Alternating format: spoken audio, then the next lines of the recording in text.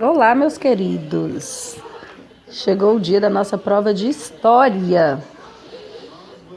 Então, hoje vamos dar uma recapitulada no que nós estudamos. E após assistir aqui a nossa revisão, você corre lá no sistema para fazer logo a sua prova. Belezinha? Então, vamos lá. Nós começamos estudando a partir da página 64. A chegada dos europeus. Olha só, galera. No continente americano, que inclusive o nosso, né, o Brasil faz parte do continente americano, antes de nós o conhecermos, diferentes povos nativos viviam aqui. E em 1492, os primeiros europeus chegaram a essas terras, né, as terras americanas, lideradas por Cristóvão Colombo.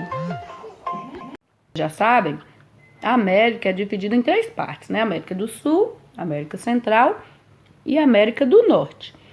Cristóvão Colombo, quando ele chegou com a sua esquadra, ele aportou em Guanahani, na região da América Central.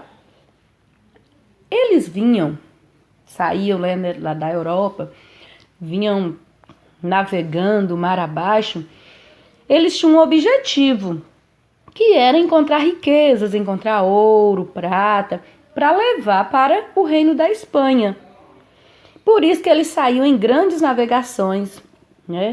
Olha só, nessas imagens, né, eles vinham todos representados assim com umas roupas bonitas, com símbolos assim de poder, de riqueza, com algumas armas e as bandeiras do cristianismo e dos reinos da Espanha.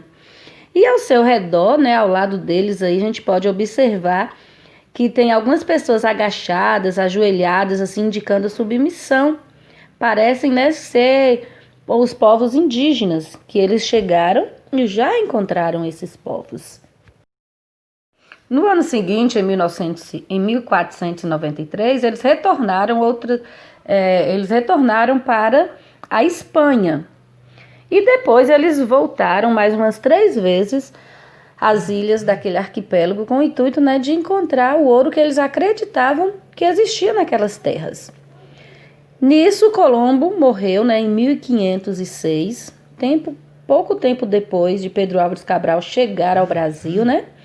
Ele foi desprestigiado, pois ele não encontrou a riqueza que ele achava que teria naquelas ilhas. Então, ele não cumpriu, né, o que ele havia vindo fazer, né? Ele não levou o ouro prometido ao rei da Espanha. Então, ele morreu sem prestígio nenhum, ele foi desprestigiado. Só que Cristóvão Colombo e o povo que veio na sua esquadra não foram os primeiros habitantes da América. Já existiam outros habitantes que viviam aqui na América, né? De onde eles tinham vindo, como que apareceram, eram povos originários dessa terra ou veio de outro lugar, isso ninguém sabia, né? Ninguém sabia de onde eles tinham vindo, mas de fato já tinha, né? A teoria mais aceita atualmente pelos pesquisadores é a de que grupos humanos teriam migrado pelo Estreito de Bering numa época muito distante. Na ocasião, as águas do mar recuaram e enormes geleiras se formaram, tornando possível atravessar de um continente a outro a pé. O povo, né, poderia ter saído da Ásia, da Oceania e vinha andando, né, até chegar na América. E aí, então, eles apossaram-se das terras, né, e ficaram morando aqui. É um dos primeiros povos, né, dentre esses povos, né, que já existiam na América, tem os maias, né? Os maias eram um povo que vivia na Guatemala, na Honduras, no sudeste do México, e eles tinham o milho como principal cultivo agrícola. Era a base da alimentação maia, era o milho. Né, o cacau também era muito valorizado, né, além de alimento, servia também como moeda de troca no comércio, porque o cacau era muito valioso também, né? E aí eles compravam mercadorias e pagava com cacau, porque era muito valorizado naquela época o cacau, e tinha muito, né, nas terras americanas. O outro povo que habitava no continente americano eram os astecas. Eles viviam ali na região central do México, né, onde é o México hoje. E os astecas foram se expandindo tanto, foi aumentando tanto, né, o número de habitantes, até que eles se tornaram um grande império. Outras cidades vizinhas foram conquistadas e se submeteram ao poder dos astecas. Elas eram obrigadas a pagar impostos e se aliarem ao imperador. E eles organizavam a produção, eles estocavam alimentos celeiros, especialmente o milho, porque naquela época, né, tinha fartura, então eles estocavam para quando chegar a época de escassez, eles tivessem, né, para sua sobrevivência. E o sistema de agricultura foi se aprimorando à medida que a cidade crescia, né? E eles tiveram muito progresso enquanto viviam nas terras americanas.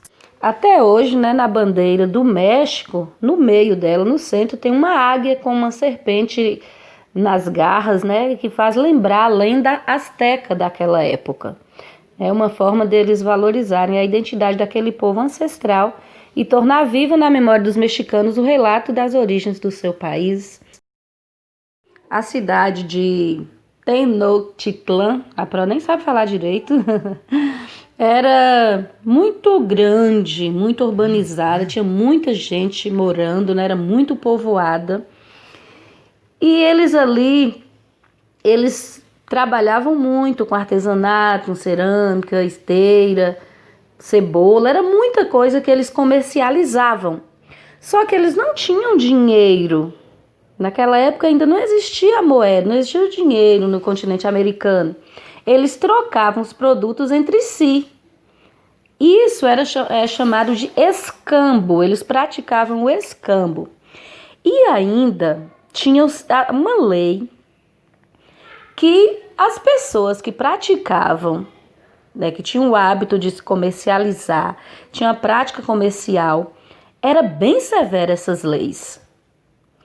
A pessoa que trapaceava, que roubava, essa pessoa, né, estava cometendo um crime e a penalidade dela era o espancamento até a morte. A pessoa era espancada até morrer se descobrisse que ele tinha trapaceado ou que tivesse roubado alguma coisa de alguém. Imagine aí que lei severa, né? Hoje no Brasil, né, infelizmente, há tanto contrabando, há tanta coisa errada, tanto roubo, tanto assalto. E existem leis, lógico, mas não tão severas quanto essas leis que existiam na época dos astecas. E o outro povo foram os incas. Os incas, eles chegaram ali, eles se desenvolveram perto da Cordilheira dos Andes e depois eles se estenderam, né? Eles se espalharam pela Colômbia, Equador, Peru, Bolívia, Argentina e Chile, onde passa essa faixa aí amarela, laranja, verde, são os países por onde se espalharam o povo inca, né? Eram vários povos que na ocasião viviam nessas terras. E a capital do império era a cidade de Cusco. Cusco era a capital do Império Inca, né? E lá o imperador ficava governando. Os astecas, eles possuíam 3 tipos de calendários, que era o calendário religioso, o calendário dos agricultores e o calendário de 584 dias.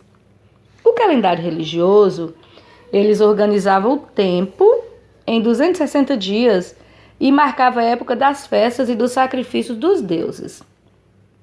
O calendário agricultor tem a mesma quantidade de dias que tem o nosso hoje, 365 dias, e marcava o tempo de plantio e das colheitas, né? Eles baseavam pelo movimento da terra, pelas estações do ano.